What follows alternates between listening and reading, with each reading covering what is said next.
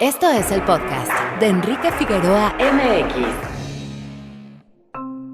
Estas son unas cuantas palabras. El pasado 24 de febrero de 2022 comenzó la invasión rusa a gran escala en Ucrania. De entre lo mucho que se lee y se escucha sobre el conflicto, mal haríamos en no comprender que este forma parte de una larga y compleja pugna entre imperios. El pueblo ucraniano, al final, es protagonista, pero solo como pieza, de los intereses de dos bandos poderosos que juegan sus fichas en un tablero mundial.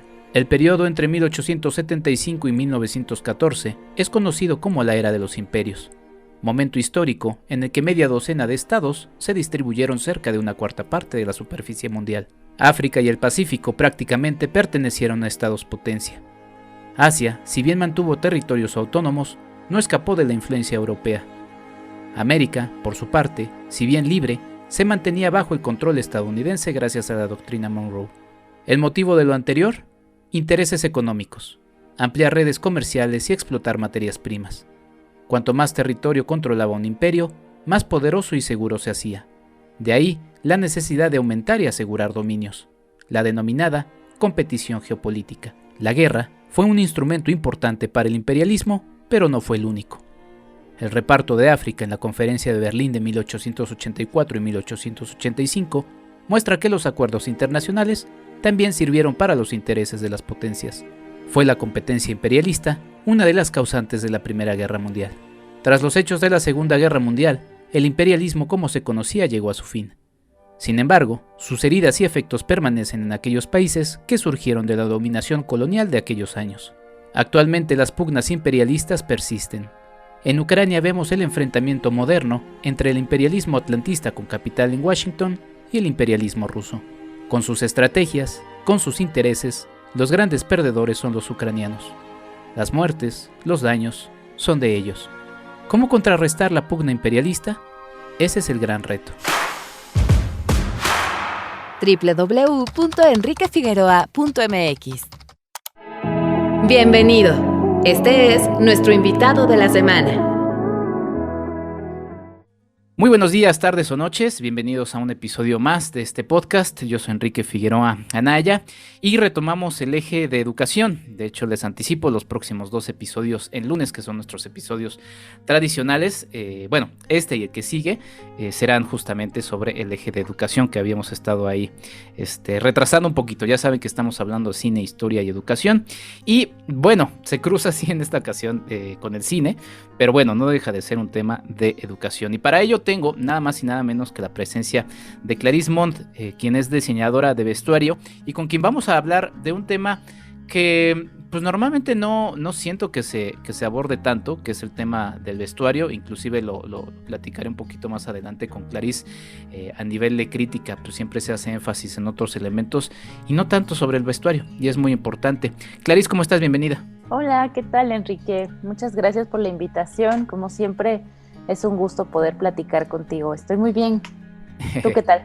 Muy bien, muy contento, Clarisse. Eres la segunda invitada, si no me equivoco, que repite en este podcast después de un año de estar por acá. El primero siendo justamente alguien con quien te une, que es nada más y nada menos que Rodrigo Reyes, director de 499, después de esos 10 episodios que le dedicamos a su documental, en donde también estuviste presente. Pero bueno, ahora como protagonista principal de este episodio nos vienes a platicar de vestuario. Clarisse, ¿por dónde le entrarías para alguien que no sabe exactamente? Digo, es obvio que todos sabemos qué es vestuario, qué es vestido, pero en términos cinematográficos o en general, ¿cómo te gustaría a ti presentarle a alguien de manera más profesional lo que significa el vestuario? Pues hay muchos colegas que usan la frase que a mí me gusta, que es la piel del personaje, ¿no? Vivimos en un mundo donde la vestimenta es parte de la persona. No sé si tú traes a tu mente algún querido amigo, alguna querida amiga, y tratas como de describirla, de definirla o de traerla a tu memoria. Parte de lo más importante que va a venir cuando piensas en esa persona es su estilo de vestimenta, ¿no? No es lo mismo recordar a tu amigo rocker que recordar a tu amiga hippie o que le gusta como todo lo ecológico, ¿no? Y todos tienen como una forma de vestir muy particular, es algo que siempre, aunque entres como en ciertos cánones genéricos, siempre va a permitir la expresión individual del ser. Entonces, en las producciones audiovisuales, el vestuario es una parte importante de la descripción de los personajes. A veces el guión comienza sin darle al público que va a ver la película, sin darles esa información detallada de quién es el personaje. Pero la primera imagen del personaje, donde el público le conoce, está complementada no nada más por el actor o la actriz, sino por el vestuario que traen. Y eso ya es un montón de información que está ayudando a decirle al público que asiste a la sala de cine quién es esa persona a través del vestuario, ¿no? Entonces es un aliado que nos ayuda a contar la historia, que nos ayuda a describir al personaje, que nos ayuda a que todo el trabajo artístico de actuación cobre sentido, tenga una dimensión y facilita la comunicación. Es decir, no necesitamos letreros al estilo de cine mudo que digan fulano personaje, tal edad, estrato social, tal, características estas, ¿no? Le gusta el ska. Ya no necesitamos esa información descrita de manera literal porque el vestuario ya nos dice mucho más, ¿no? Del personaje y un buen vestuario lo que va a hacer es darnos la información que necesitamos para que la historia sea contada. Sí, marcas muchos puntos que ya iremos retomando, mi querida Clarice, pero pues sí, el vestuario entonces como un elemento de comunicación. Y si quieres, empezamos un poquito por esto que mencionabas, ¿no? Cuando uno se levanta en la mañana, en el día a día, pues lo que está haciendo es elegir su vestuario, ¿no? Digo, quizá alguien previamente, ya también en el momento en el que fue a comprar su ropa, ya estaba pensando qué es lo que quería transmitir de sí mismo, ¿no? La gente no está para saberlo, pero aquí traigo un suéter puesto que la verdad me acompañó en una etapa en la que prácticamente mi vestuario era mono, no sé cómo decirlo, como era lo único que usaba prácticamente en todo el tiempo. Ya este suéter nada más lo he relegado a un asunto de descanso, de pijama, pero me dice mucho esa etapa en la que nada más pues, usaba ese y dos, tres elementos adicionales.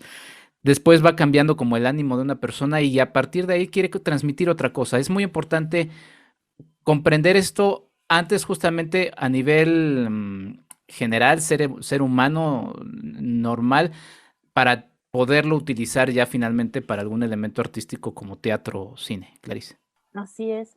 A mí te comparto y le comparto a la audiencia que una de las cosas que más me apasiona es la historia de la vestimenta, desde un enfoque más etnográfico, en el sentido en el que a través de que me he ido acercando a este tema que me apasiona y me la paso coleccionando libros que hablen de esto de manera como muy arqueológica, no estudio formas o estilos de vestimenta, lo que estudio es las sociedades de cada periodo.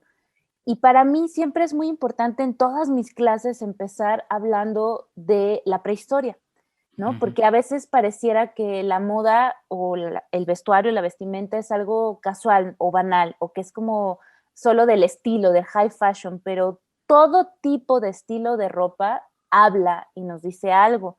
Y yo le digo mucho a mis alumnas y alumnos que piensen en la prehistoria como el momento en el que pues, los seres humanos pues, tenían al alcance elementos de la naturaleza para cubrirse y era una necesidad, digamos, de condiciones de clima, etcétera, pero también demostraba las habilidades, porque el que traía el abrigo de piel más grande, pues era evidentemente el mejor cazador de esa región, iba a ser imponente verlo traer porque pues, es el que mató al oso más grandote, ¿me explico?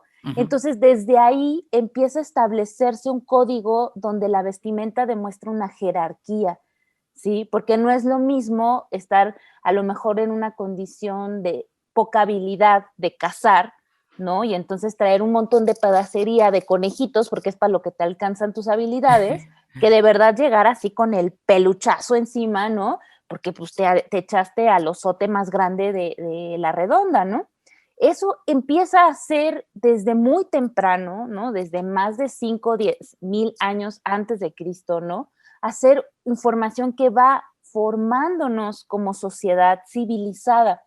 Entonces la vestimenta y la civilización para mí van juntos, o sea, quizás a la par que el lenguaje, quizás a la par que las artes, ¿no? La expresión pictórica, la expresión dancística y musical, tenemos también la vestimenta como un medio de resolución de una necesidad, pero al mismo tiempo se empezó a volver expresión de identidad, de habilidades y un libro abierto de información, de quién eres, de dónde vienes, si eres de una región tropical, pues qué ropa vas a traer, pues ropa fresca, quizás muy descubierto el torso, a lo mejor nada más un poquito algo que te cubra, medio en la cintura para cargar tus cuchillos, qué sé yo, pero si eres de una región de donde hay nieve, pues vas a traer lo más cubierto, vas a traer botas, vas a traer otro tipo de cosas. Entonces eso ya es información. Si eres de una tribu donde son muy buenos cazando cocodrilos, no sé, van a traer pieles de cocodrilo. Y si eres de una tribu donde son muy buenos cazando conejos, pues todo va a ser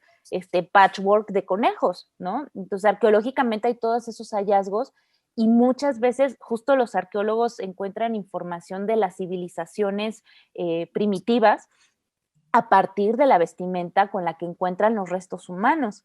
Entonces es fascinante en muchos niveles y conforme va avanzando la historia de la humanidad, vas viendo cómo cada sociedad, ¿no?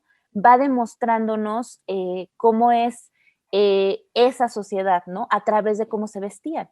Empezamos vistiendo, a partir de que se hace sedentario el ser humano, pues empieza la agricultura y entonces yo no sé a suerte de qué gracia o de qué inspiración divina alguien ve un campo de algodón o de lino y dice, lo voy a cortar, lo voy a juntar, lo voy a cardar, lo voy a hilar y con eso voy a tejer lienzos de ropa. O sea, me parece de una maravilla así. ¿En qué momento a alguien se le ocurrió que eso se iba a volver un lienzo para cubrirse en lugar de estarse cubriendo pues con hojas y pieles y lo que estaba como más lógico, ¿no? Digamos. O el algodón, o sea, ¿en qué momento ves ahí los campos de algodón y las bolitas, ¿no? De la planta y piensas, las voy a ir quitando y las voy a juntar en una mesa, voy a peinar las fibras, las voy a hacer un hilo y con el hilo voy a hacer una tela. Es verdaderamente fascinante. Y todas las civilizaciones empiezan con las 1001 formas de cómo usar un rectángulo de tela, porque era lo que había. O sea, el patronaje empieza ya mucho más avanzado hacia la Edad Media, ¿no? Después de el bizantino, antes de eso, romanos, egipcios, griegos, toda Mesoamérica, todas las civilizaciones en América, ¿no? Usaban los lienzos rectangulares puestos de diferentes maneras y pues esa era la vestimenta, ¿no? O sea, ¿qué diferenciaba unos de otros? Pues cómo se amarraban el rectángulo los egipcios, a diferencia de cómo se lo amarraban los griegos, a diferencia de cómo se lo amarraban los romanos, ¿no? O los aztecas. Entonces, es todo un avance, una expresión, una exploración también como de qué proyectas y ahí ya empieza a haber decisiones más puntuales sobre la jerarquía, ¿no? Donde, por ejemplo, en los romanos no todos podían usar una cosa y otra. Y eso es información que tiene que ver con el vestuario, ¿no? Que es el tema que nos compete aquí. Es decir, como vestuarista uno trae todo eso en la cabeza, ¿no? Y aprendes a leer el lenguaje de la ropa, ¿no? Es un lenguaje, es un lenguaje universal además. Aquí en México, en China, en Asia, en África, todos hablamos el lenguaje de la ropa, ¿no? Entonces todos podemos entender cuando llega alguien que tiene poder económico, cuando llega alguien que es muy humilde, cuando llega alguien que tiene una identidad relajada o una identidad muy estructurada a partir de cómo se presenta con su vestimenta, ¿no? Es un lenguaje que todos conocemos.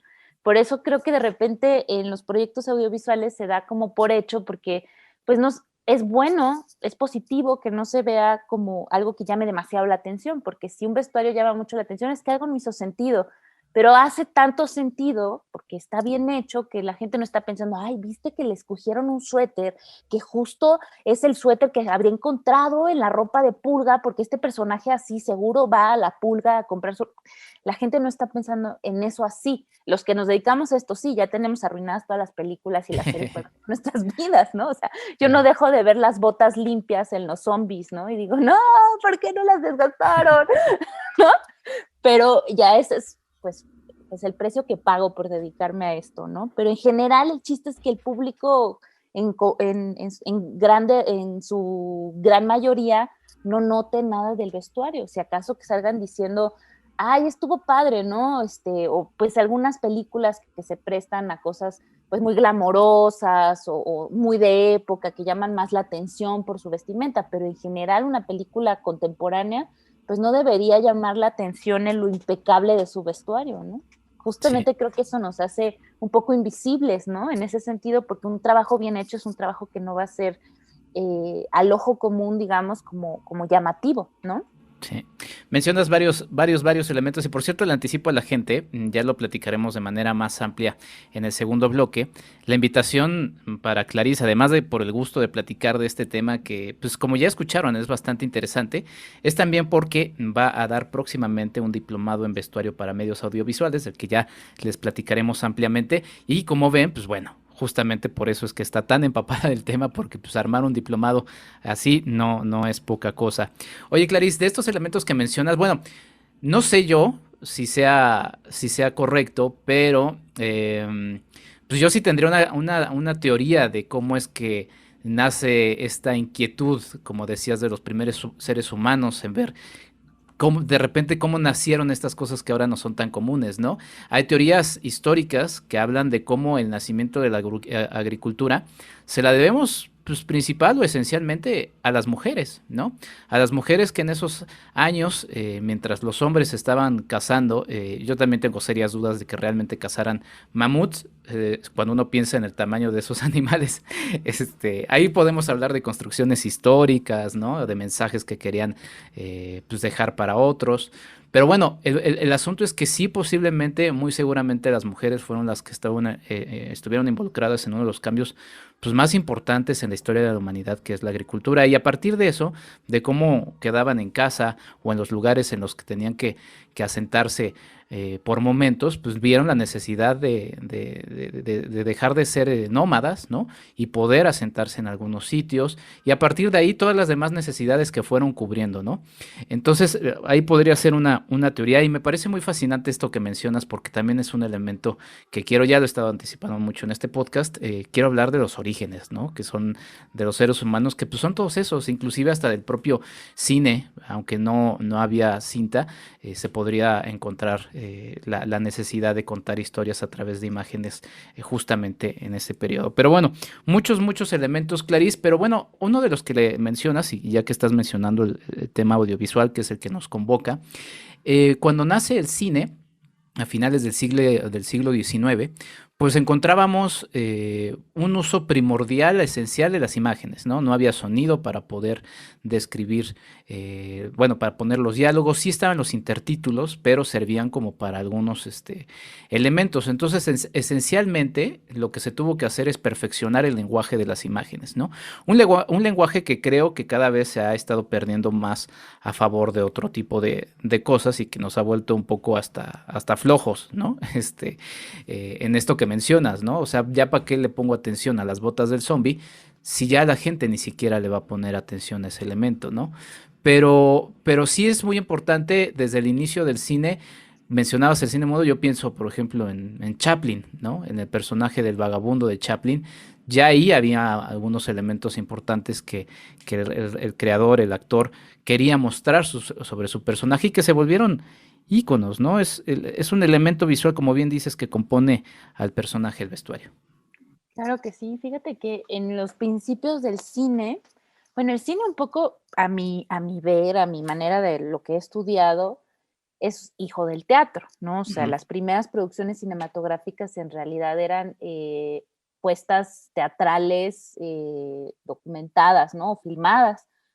Y todo el lenguaje era pues como escénico, ¿no? Era como muy grande y todo, y ya había una tradición de entender el vestuario escénico, más sin embargo, en las primeras películas no existía la figura de alguien diseñando el vestuario, sí había quien hacía los decorados, normalmente se trataba de artistas plásticos que eran invitados a crear como estos entornos donde se iba a filmar, pero el vestuario siempre era parte del guardarropa personal de los actores y las actrices. Entonces, ellos eran quienes tomaban estas decisiones. Yo no estoy documentada en eso, pero me imagino que en el caso de Chaplin, él ya tenía un personaje o ya tenía como un trabajo, quizá clownesco, quizá como, no conozco mucho su historia de vida, pero que le llevó como a tener esa visión, ¿no? De elegir ese vestuario para el personaje que pues marcó ahora sí que la historia del cine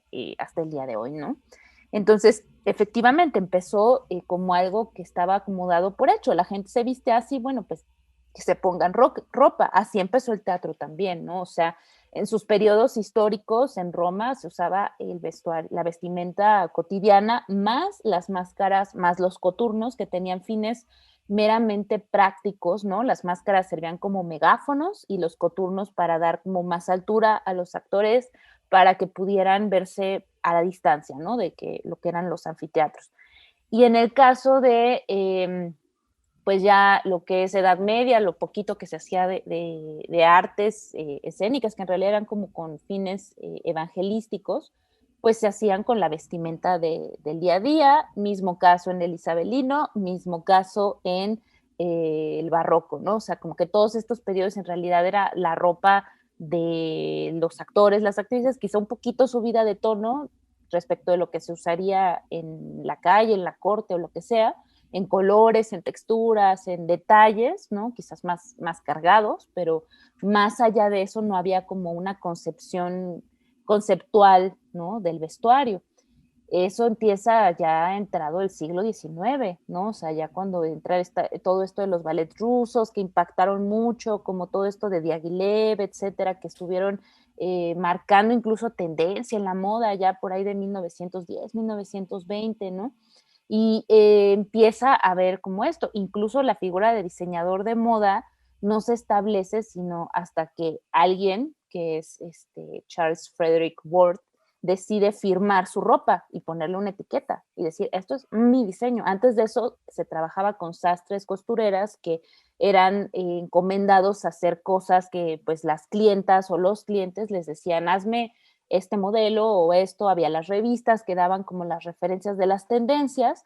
Antes de las revistas pues no había eso, solamente pues la gente hacía lo que se les ocurría pedir acorde a la usanza común o tal. Es muy curioso que hasta la época victoriana se empieza a estudiar los periodos de la moda, de la historia de la moda, porque hasta ese momento empieza a haber museos públicos. Antes de eso, digamos, todos los cuadros históricos quedaban como adentro de las familias aristócratas o nobles, ¿no? Y la gente común no tenía acceso a mirar cómo cómo había avanzado a través del tiempo los cambios, ¿no? Como que podían estar retratados en estas pinturas, en estos cuadros. Y entonces en el victoriano vemos que ahí los museos se abren al público y entonces ahí se les prende el foco y dicen, claro, ha habido cambios en cómo nos hemos ido vistiendo y entonces empieza a existir la figura de la historia de la moda, empieza a estudiarse como tal y empieza a haber como como una conceptualización de, ok, no nos hemos vestido igual toda la historia de la humanidad. Ok, podemos, ¿no? Como en los proyectos artísticos, jugar con estos otros estilos, ¿no? Para ir generando, pues, otro tipo de experiencias estéticas y empieza a avanzar así. Entonces, como ves, en realidad no tenemos mucho tiempo con esto, históricamente hablando, ¿no? O sea, es más antigua la fotografía que el vestuario, es más antigua la pintura, obviamente, ¿no? Y otras artes, otras expresiones que el vestuario. Entonces, no me sorprende tanto de repente que no sea un tema del que se habla tanto, Enrique, precisamente porque es una materia joven, ¿no? O sea, si lo vemos desde esa perspectiva, es joven, ¿no? La materia, tanto la de concebir la historia de la moda como tal, la moda como tal, y posteriormente ya hablando en términos de vestuario también, no hace mucho que se empieza a integrar la figura, ¿no? Claro, y fíjate que yo lo reflexionaba también como mi profesión como periodista cinematográfico, analista del mismo. Si bien el vestuario es un elemento del lenguaje cinematográfico, A veces y más, por ejemplo, en esta etapa en la que estamos en la antesala o estamos inmersos en distintas premiaciones de distintas academias en el mundo y demás, es un elemento que luego escapa, ¿no? Siempre está el aspecto de la fotografía, el aspecto de la iluminación. Y quizá el aspecto del vestuario no hay un análisis tan profundo sobre el mismo. Y bueno, a mí lo que luego me da un poco la sensación es que luego en las premiaciones es entre más cantidad de tal haya, pues es el que más se lleva los aplausos, cuando justamente, aquí estoy hablando un poquito de manera genérica, debería hacerse un análisis de cuál es el papel de ese vestuario en la narrativa de la película. ¿Quién sería, ahora que nos decías de estos inicios del cine? Porque si el cine nace, o bueno, el cinematógrafo nace, el aparato nace, pero el cine va a tener varios años de irse creando, de irse formando, ¿no? Serían posteriormente distintos autores los que podrían llamarse los papás del cine, sin ser necesariamente los Lumière, ¿no? Los Lumière terminan siendo una parte fundamental, pero ¿quién podrías decir que es ese personaje o esos personajes que empezaron a fijarse en la importancia del vestuario como un elemento de mensaje? Digo, obviando lo que decías, quizá Chaplin, que sí tuvo antecedentes del cine, valga la redundancia, pues él ya también tenía ahí el, el- la- el conocimiento de que lo que él se pusiera frente a la cámara tenía un impacto. Pero hablo a nivel de o de dirección o de alguien tal cual que se considere como el padre del diseño de vestuario en el cine o la madre. Ujú. Pues es madre, en este caso, el Sí. vestuario en nuestra sociedad patriarcal también ha sido delegado mayormente a las figuras femeninas, ¿no?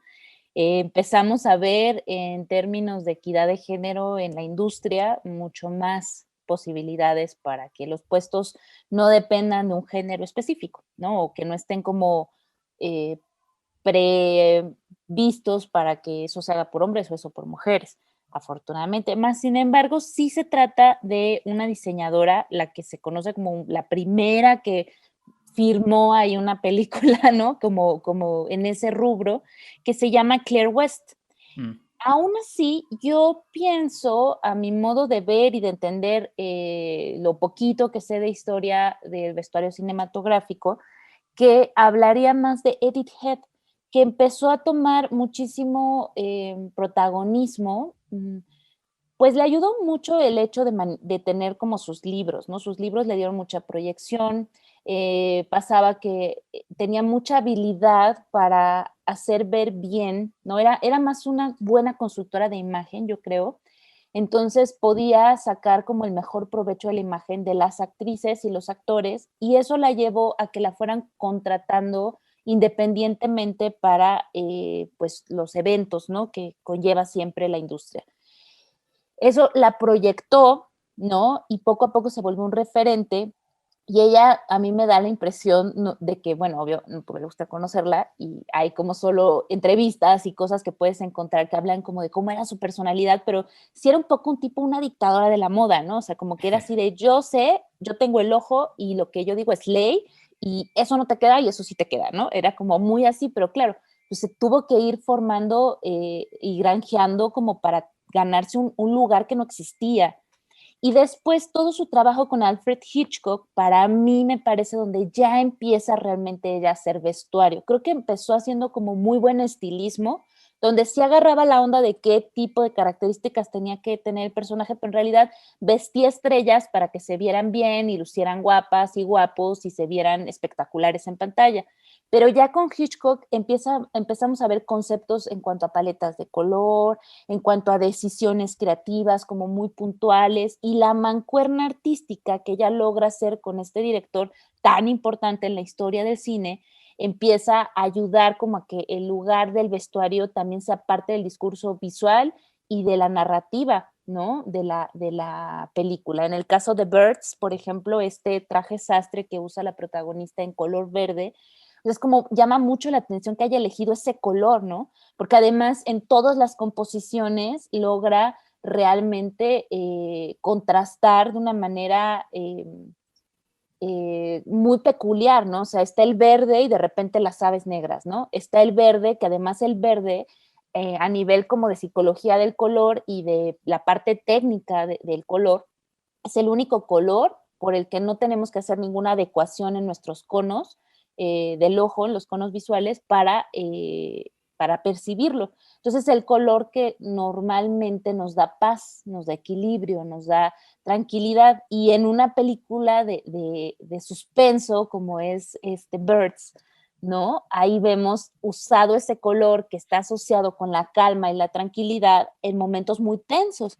Entonces, es un verdadero acierto ese contraste, ¿no?, que están manejando entre el suspenso, el color, y parece una cosa nimia, parece una cosa muy, o sea, como que la gente no como dices, no hace crítica, no analiza y no dice, ¿por qué escogió el verde?, ¿no? O sea, es como, y es un color que tiene como muchos significados muy complementarios, ¿no? Porque tiene esta parte de la tranquilidad, pero también tiene esta parte como de lo sobrenatural o tal. Está muy bien usado, por ejemplo, si recuerdas Ratched, la serie de Netflix, hay muchos momentos en que la iluminación se vuelve verde y los cambios de color en las prendas, ¿no?, del vestuario hacen todo una sensación, y ellos están todo el tiempo ahí jugando a nivel de color luz, color vestuario y color en el departamento de arte, con cómo están manejando las emociones de esta serie, ¿no?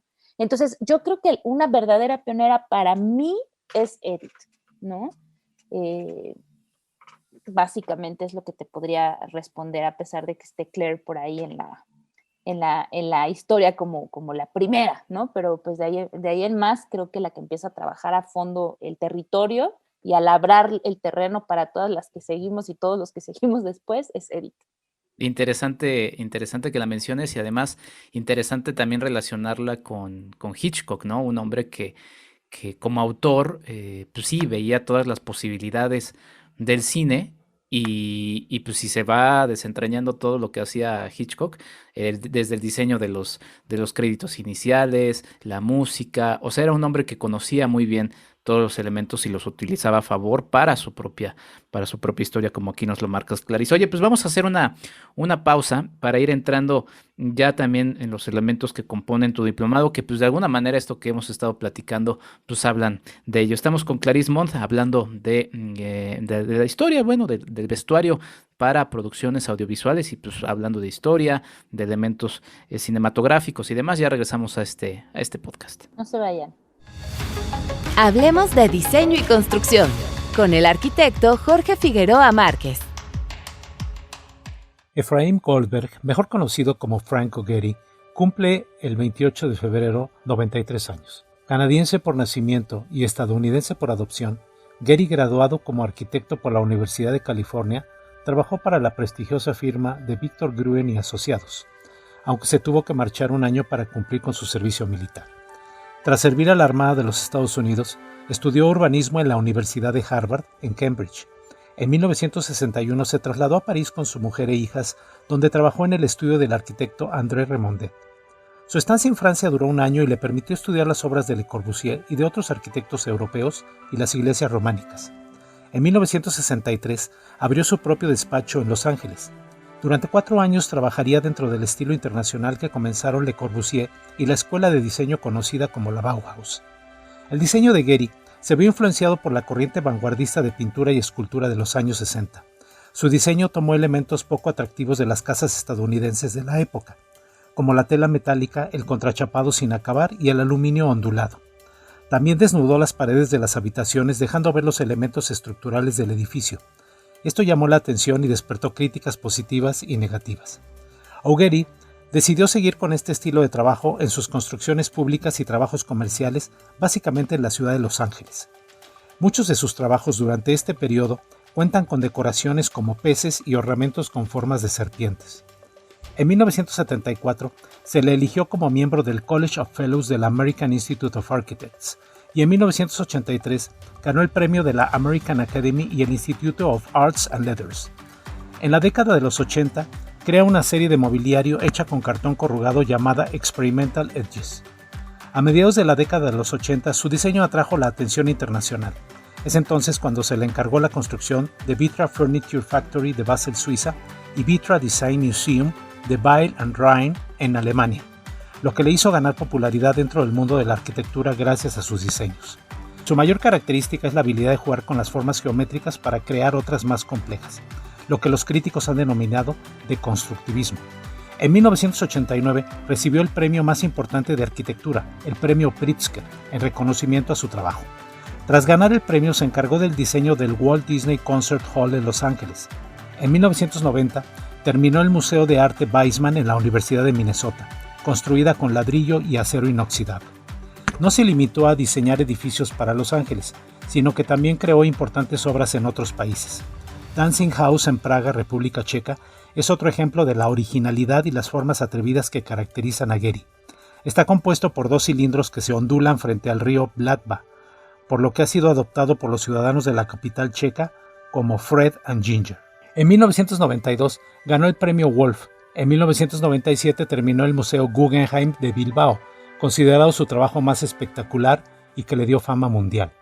En el presente siglo, Augeri ha prestado su creatividad a diseños que no están relacionados con la arquitectura, como la botella del vodka Viborova, joyería para la marca Tiffany & Company y el trofeo de la Copa Mundial de Hockey, entre otras cosas. En el 2006, Sidney Pollack dirigió una película documental sobre su trabajo titulado Sketches of Frank Gehry. Los últimos proyectos en los que ha trabajado son en Berkeley Center Sport Arena de Brooklyn, en Nueva York, el futuro Museo Guggenheim en Abu Dhabi y una sala de concierto para la New World Symphony de Miami Beach. Destaca su proyecto de Grand Street, en el que pretende cambiar la vía pública desde Los Angeles City Hall hasta Disney Hall. Gehry ha sido considerado el arquitecto más importante de esta época. En el 2012, la revista Vanity Fair hizo una encuesta a los 52 arquitectos y críticos de arquitectura más conocidos para conocer el trabajo de arquitectura más importante de los últimos 30 años. El primer puesto fue para el Museo Guggenheim. Augeri considera a la arquitectura como un arte. Además, fue uno de los primeros arquitectos en usar como herramienta de trabajo una computadora con la cual realizar sus diseños. De hecho, considera que sin la informática no hubiese llegado a realizar los diseños que le han hecho tan popular. Hasta la próxima. Hablemos de diseño y construcción con el arquitecto Jorge Figueroa Márquez. Sigue a Marc y Mazá en @marquiamx en Facebook y en Instagram. Cadena de favores.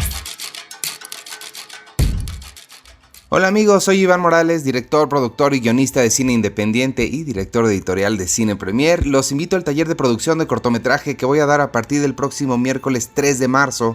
Todo será completamente en línea, aprenderás los básicos de guionismo y de producción para que te lances a hacer tu propio corto. Escribe a buzon@cinepremier.com.mx para más información. Todo va a ser a lo largo de 5 semanas, son 2 horas por semana, cuesta 2,000 pesos o es gratis para todos los miembros de las casas Pau en patreon.com/cinepremier. Ya sabes, escribe a buzon@cinepremiere, no se te olvide esa E del final, .com.mx. Gracias y adiós.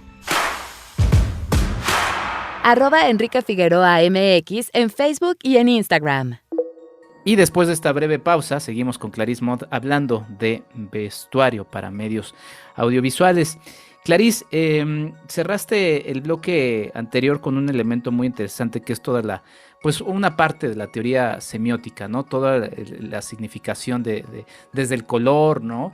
Pero bueno, vamos a ir adentrándonos también un poquito en lo que vas a ofrecer próximamente. Si quieres, ahorita platícanos de ello, que es un diplomado en vestuario para medios audiovisuales, pero que me llevaría a la primera pregunta, o a 2 preguntas. Cuando tú te interesaste en esto, ¿qué posibilidades tenías para poder desarrollarte en lo que te gusta? ¿Y qué posibilidades hay ahora? Y pues eso nos lleva justamente a este diplomado que la verdad se antoja y se antoja mucho, Clarisse. Qué súper buena pregunta, Enrique. Pues mira, yo creo que llegué a esto en un momento muy oportuno, porque ya no me tocaron condiciones contravenientes, ¿no? Realmente fui afortunada porque además tuve la suerte de estar en la ciudad donde se podía estudiar lo que yo quería estudiar, y a nivel Latinoamérica, no existe otro lugar en toda Latinoamérica donde se puede estudiar el diseño escénico como yo lo estudié. Tuve la suerte de estudiar en un periodo donde en la Escuela Nacional de Arte Teatral se enseñaban todas las áreas de diseño. Ahora ya no es así, se enseñan separadas. Entonces aprendí diseño de vestuario, diseño de escenografía, de iluminación e incluso producción ejecutiva. Entonces me formé de una manera como muy integral y haber estudiado en el CENART me dio la posibilidad de hacer prácticas con los alumnos y alumnas del CCC. Incluso tuve una práctica donde estuvieron directores muy reconocidos, ¿no? Mariano Varo, siempre se me olvida el nombre de quien dirigió El crimen del padre Amaro, pero siempre pienso, el que dirigió el crimen Carlos del padre Carrera. Carlos Carrera, ¿no? Y así, y entonces tuve esa oportunidad de tener esas experiencias, ¿no? Tanto con estudiantes como con gente profesional en un contexto académico, es decir, en un contexto como muy protegido, lo cual como vestuarista no es algo común, porque en realidad el vestuario es algo que se aprende en el set, ¿no? Y ahora sí que a grito y sombrerazo y sobre prueba y error. Entonces, pues así fue, me dediqué prácticamente en el periodo casi 13 años, que tuve la suerte de poder vivir solo del teatro, ¿no? Que era como mi principal línea. Así, de esas experiencias académicas no estaba yo como muy convencida de dedicarme al cine, hasta que llegó una propuesta de colaboración para el mediometraje de Descent, con el que me nominaron para Saint-Tropez. No gané, pero bueno, la nominación ya se agradece y está importante y me siento muy orgullosa, donde mi amigo Giorgio Blasi, ¿no? Me invita, y la verdad cuando agarré ese proyecto, lo hice sinceramente, Enrique, y a todo el mundo se lo platico, como la última oportunidad que yo le iba a dar al cine. Eso fue en 2011. Entonces, venía yo con estas experiencias caóticas de estudiantes, donde todo era así como muy complicado, bajo presupuesto o nulo, ¿no? Yo poniendo dinero para que se hicieran las cosas, ¿no? Etcétera. Y de repente entró una producción internacional, ¿no? Una coproducción internacional en un set donde estamos hablando al mismo tiempo inglés, francés, español, alemán, ¿no? Porque los actores eran alemanes, etcétera. Entonces, me encantó, ¿no? Me encantó, me fascinó poder trabajar a nivel profesional en una dinámica de mucho respeto, en una dinámica que me permitía la creatividad. Y entonces, pues de ahí retomé y dije, claro, pues sí, sí quiero como seguir creciendo como también en este rubro, ¿no? Entonces, pues así fue, creo que no la tuve difícil porque pues siempre tuve la preparación. Lo difícil fue realmente aprender el sistema de trabajo en el set, ¿no? Porque al final de cuentas yo vengo de una formación escénica y la industria audiovisual tiene un sistema, es un sistema de trabajo como muy específico, como muy puntual, ¿no? Así que ha sido realmente algo que aprendí sobre la marcha, ¿no? Y no fue fácil, sinceramente, Enrique, no fue fácil. Eh, Como todo mundo lo aprende así, a la ruda, hay pocas personas dispuestas a tenerte la paciencia de explicarte, de decirte, y a veces es hasta cruel, ¿no? Cómo entras a un equipo de trabajo de vestuario, porque aunque, por ejemplo, en mi caso yo tengo una formación académica que me avala como conocedora de vestuario, incluso tengo la especialización en diseño textil, entonces de fibrología, de todo lo que tiene que ver con textiles, sé, pero y como soy del equipo ñoño, además, soy súper clavada, me encanta todo lo que es cuidado de las prendas, etcétera, me lo sé así precisamente y como con bases muy teóricas, ¿no? O sea, tengo esos estudios, pero eso no es suficiente en un set, ¿no? Porque tienes que saber el sistema, tienes que saber cómo se acomoda el llamado, cómo se cuelgan las cosas, cómo se prepara, leer una hoja de llamado. O sea, yo la primera vez que tuve en mis manos una hoja de llamado no entendía nada, me fui de espaldas, yo dije, bueno, ¿y esto qué es? Muchas letras, muchos números, muchos teléfonos, ¿qué me está queriendo decir, no? Y fue como a suerte de como dedicarme a verla unas horas y entender y descifrarla, ¿no? Pues solita, nadie te lleva de la mano, nadie tiene tiempo de decirte o disposición, ¿no? De decirte, oye, mira, esta es la hoja de llamado, aquí va a la hora a la que tienes que llegar, pero doble checa aquí abajo que aquí dicen tu departamento, a qué hora están citados, aquí dice el plan de trabajo en resumen, o sea, todo eso nadie te lo dice, ¿no? Tú lo vas entendiendo y si no lo entendiste, la regaste y no llegaste con lo que tenías que llegar, etcétera, y es muy complicado y se vuelve muy estresante.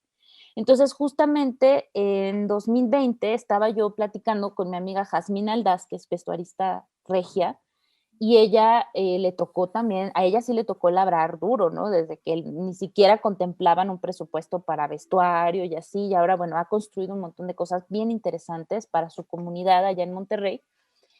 Y platicábamos de eso, ¿no? Y entonces estábamos las dos así en plena pandemia, picándonos los ojos, y le dije, oye, pues hagamos una certificación, ¿no? O sea, hagamos una certificación. Y no sabes todo lo que detonó esa idea loca.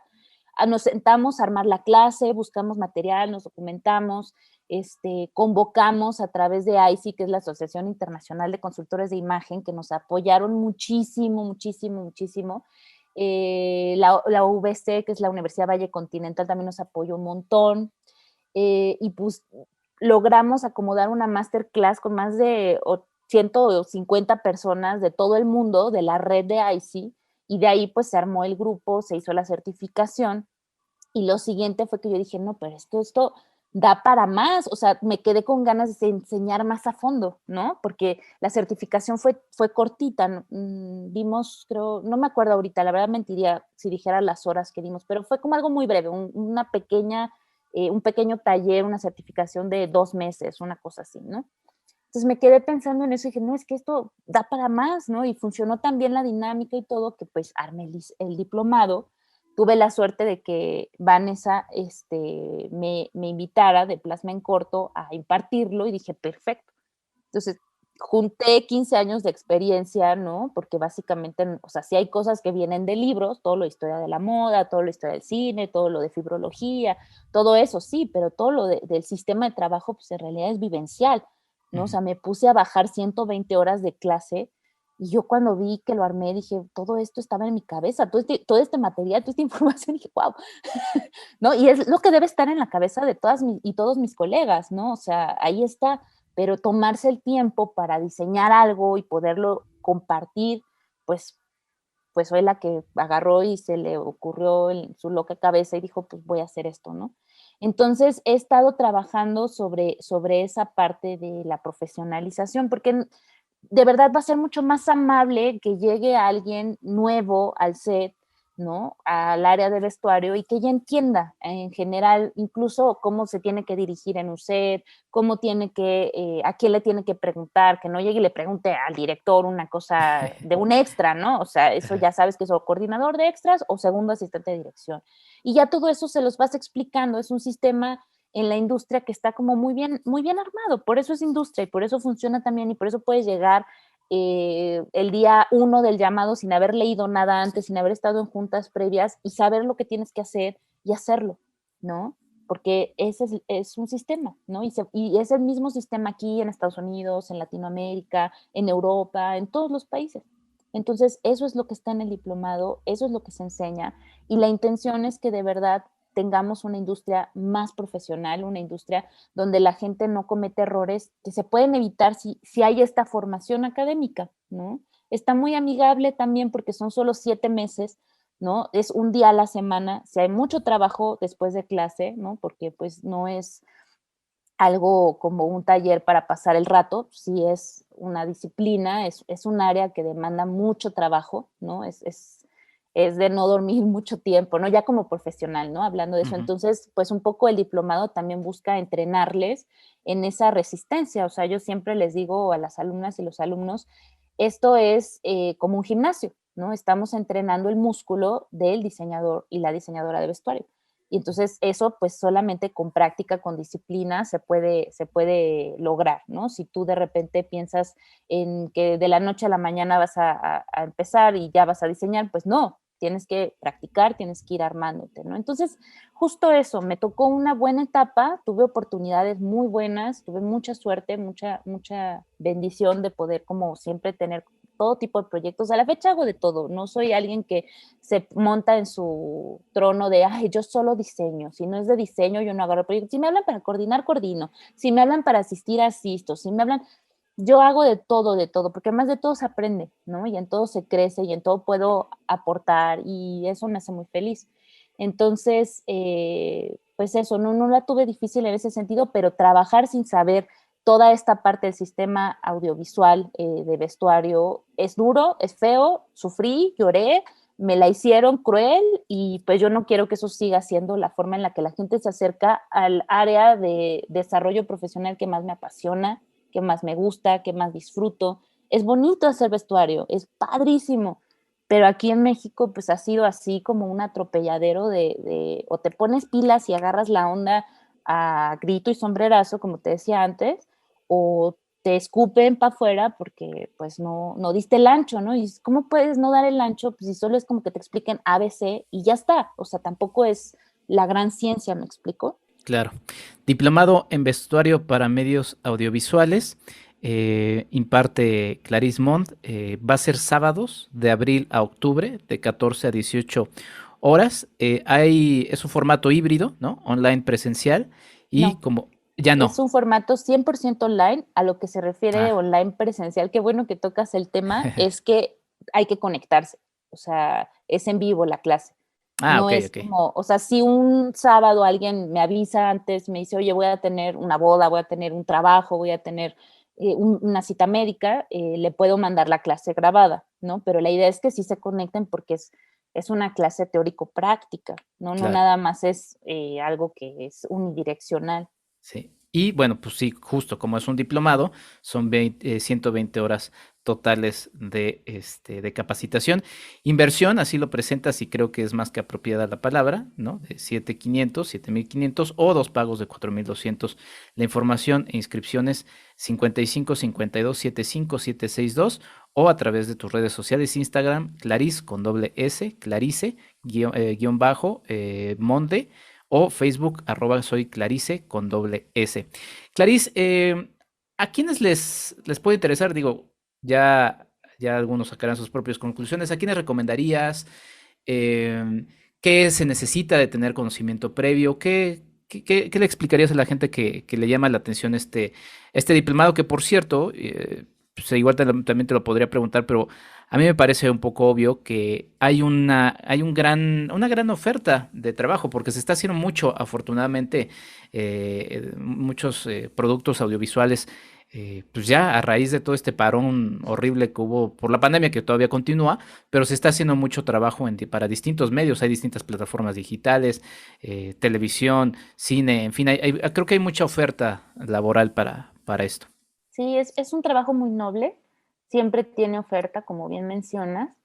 Y ¿para quién es? Pues para cualquier persona que haya sentido curiosidad por el vestuario o que tenga así como la inquietud en su corazón y que diga, ay, ese vestuario, ay, sí, viste.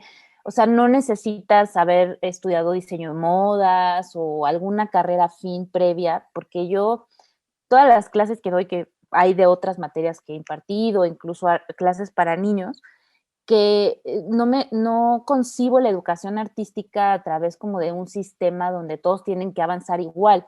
Realmente creo en la educación donde cada quien avanza en su proceso y mi trabajo como docente es potenciar las habilidades de cada alumna, de cada alumno e impulsarles a seguir un desarrollo, pues ahora sí que a su ritmo, ¿no? O sea, habrá quien tiene muy buena habilidad de dibujo y habrá quien no, y entonces yo me encargo de ayudarles a resolver aquellas deficiencias, ¿no? Para que puedan expresar y para que puedan avanzar. Entonces, lo puede tomar cualquier persona que tenga disposición, ¿no? Que tenga un poco de tiempo a la semana para hacer las tareas y los trabajos que les dejo. Se va muy rápido las 4 horas, de verdad.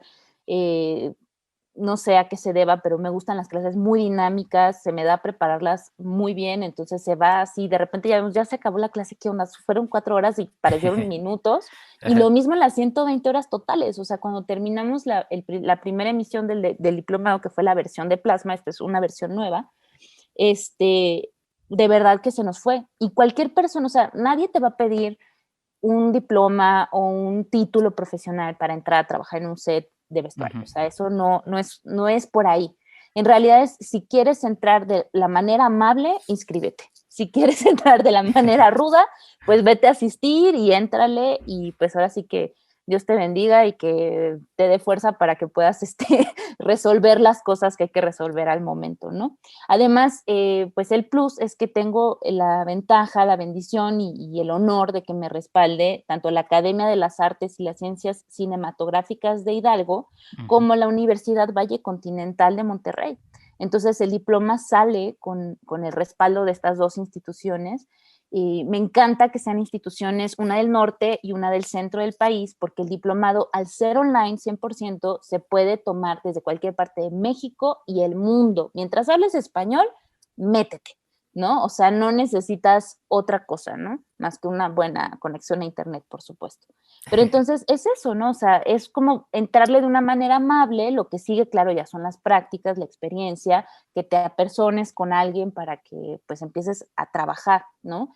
Pero ya sabiendo, ya teniendo claridad, ya teniendo toda esta información y esta preparación, ¿no? Para que de verdad tu experiencia en el área de vestuario sea feliz. Eso es un poco lo que yo quiero. O sea, la pasé tan mal en proyectos donde yo no entendía todavía bien cómo estaba el sistema y eso, que digo, y no hay necesidad, de verdad. O sea, no hay ninguna necesidad.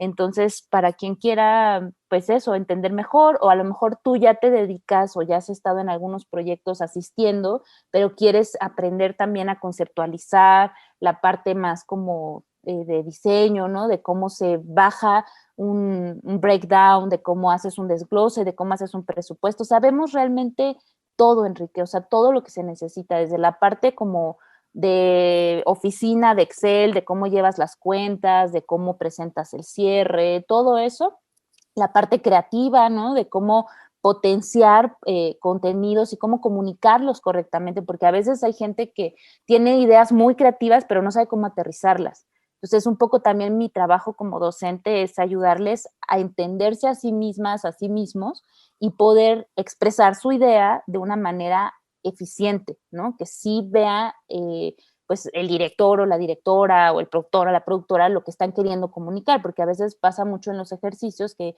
ellos quieren comunicar, no sé, belleza y sutilidad, y lo que están presentando pues nos lleva a rock y vida loca, ¿no? Y entonces tú dices, no, es que, a ver, mira, si acomodas así, si buscas este tipo de paleta de color, entonces sí, lo que tú estás diciendo en discurso es lo que vamos a ver, pero lo que estamos viendo es esto otro. Entonces es como un coaching ahí como para que potencien su creatividad. Entonces cualquiera la puede tomar. De verdad, no me gusta pensar en que hay como requerimientos básicos para que le entres, ¿no? Lo que necesitamos es disposición, ¿no? Una buena actitud y ya, ¿no? Con eso, bueno, disciplina, sí, soy muy de la disciplina, no me gusta la indisciplina y no creo que la indisciplina te lleve a ningún lado positivo. Entonces, sí, que haya disciplina en asistir, en llegar puntualmente, con eso soy súper, súper precisa, ¿no? O sea, la puntualidad es Claro. muy importante porque en la industria es importante, ¿no? No llegas a una junta, no llegas a un llamado tarde, no existe esa opción, no existe, ¿no? Entonces, digo, la vida pasa y puede pasar algo muy grave y tal, y bueno, pero eso te pasa una vez en la vida, ¿no? O sea, la puntualidad es vital.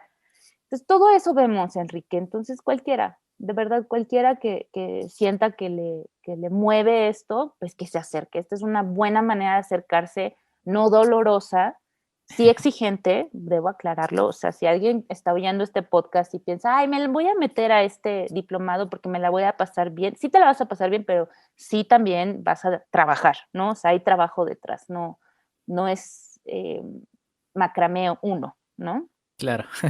No, lo cual habla bien justamente de la propuesta del diplomado, porque pues es algo que se va a tomar serio y que justamente se pide que se tome de esta manera. Inclusive yo, bueno, ya lo dijiste, es para todo tipo de público, inclusive yo también pues lo promovería a mí mismo, ¿no? Y a todos mis colegas que también se dedican a la crítica de esto, porque sí, alguna vez me ha pasado en mis clases de apreciación cinematográfica.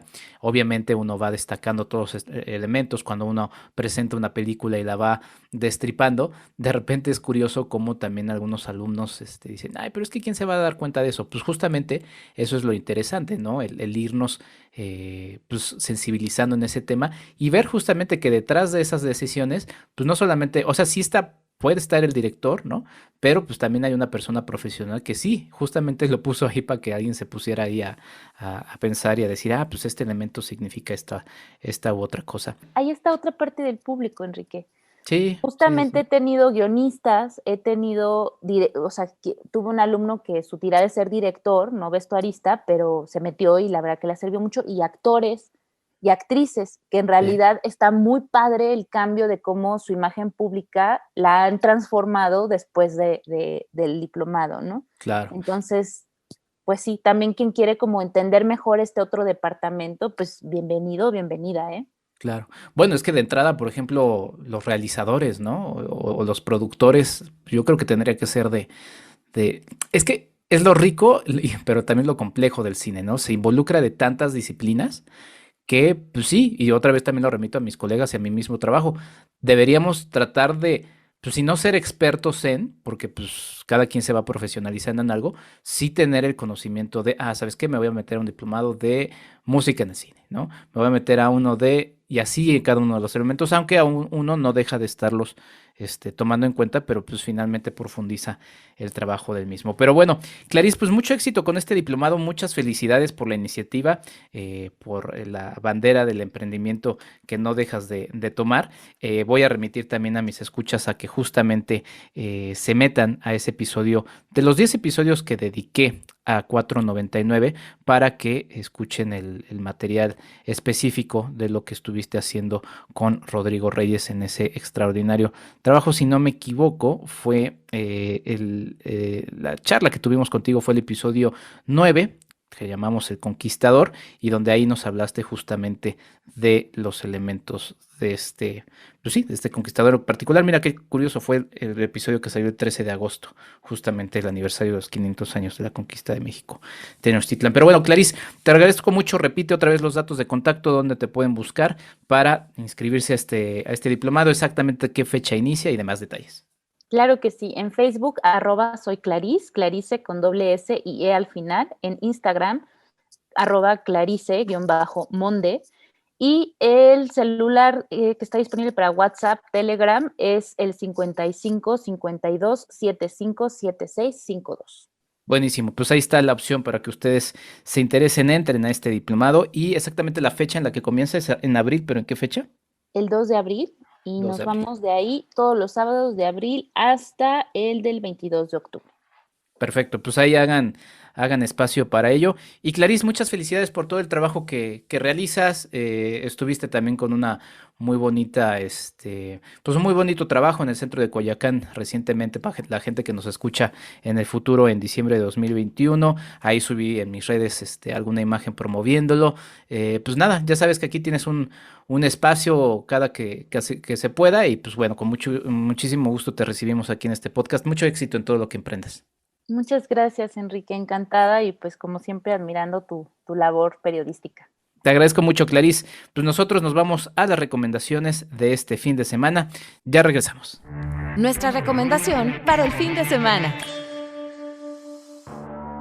En medio de la euforia dirigida por los próximos premios Oscar, en las carteleras de cine llega un título que vale nuestra atención por justamente no figurar entre los mentados nominados. Se trata de El Contador de Cartas, dirigida por Paul Schrader y producida por Martin Scorsese. Conocido sobre todo por ser uno de los guionistas más relevantes en la carrera del realizador Martin Scorsese, sobra mencionar sus guiones para Taxi Driver, Toro Salvaje y La Última Tentación de Cristo, Paul Schrader regresa al cine con una película que dirige y escribe. Autor en toda la extensión de la palabra, Schrader nos cuenta la historia de William Tell, un ex militar y jugador profesional de póker, al que la vida le cambia cuando un joven le busca para ejecutar un plan de venganza contra un coronel militar. La historia nos resulta familiar. Un hombre con un pasado oscuro y caído en desgracia encuentra una luz en su vida que se traduce en un acto de justicia anhelada. William, interpretado por Oscar Isaac, y Cirque, interpretado por Ty Sheridan, el mismo protagonista de Ready Player One, se encuentran entonces en un camino que les unirá para encontrar algo que al principio desconocen. Se trata de alguna manera de una road movie en la que descubriremos, al igual que los protagonistas, el resultado de esta búsqueda inesperada. Con un tratamiento sobrio y minimalista que se refleja tanto en actuaciones como manejo de cámara, guión y hasta en diseño de producción, lo curioso de lo anterior es pensar que este retrato de Schrader lo ha manejado ya en sus anteriores trabajos, haciéndonos reflexionar de inmediato que el retrato de la sociedad estadounidense sigue siendo de alguna u otra manera el mismo. El Contador de Cartas se encuentra disponible en cines de las dos grandes cadenas comerciales en distintas ciudades de México. ¿Recomendable? Absolutamente. ¿Quieres ayudarnos a hacer más contenido? Tu apoyo es fundamental. Entra a www.patreon.com/Enrique Figueroa MX y elige entre las muchas recompensas que tenemos para ti. Desde un agradecimiento en este podcast hasta tu participación en un cineclub en línea donde tú puedes elegir el tema. Además de 50% de descuento en nuestros cursos, talleres y tours. ¡Únete! Sé parte de esta comunidad.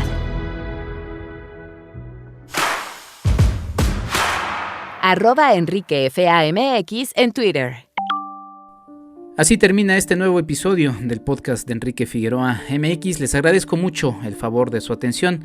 Muchas gracias Ligia Plácido, muchas gracias Claudia Villegas por seguir en el barco del Patreon. Ya saben, si les interesa, patreon.com/Enrique Figueroa MX. Y bueno, sin más, sigan todo lo que estamos desarrollando en este podcast. Estamos de repente lanzando algunos episodios especiales en jueves dedicado a películas mexicanas que se estén estrenando y alguna que otra sorpresa.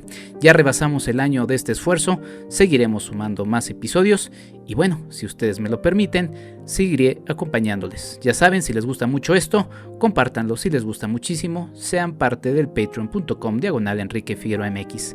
Yo me despido, soy Enrique Figueroa Anaya. Hasta la próxima. Esto fue el podcast de Enrique Figueroa MX. Hasta la próxima.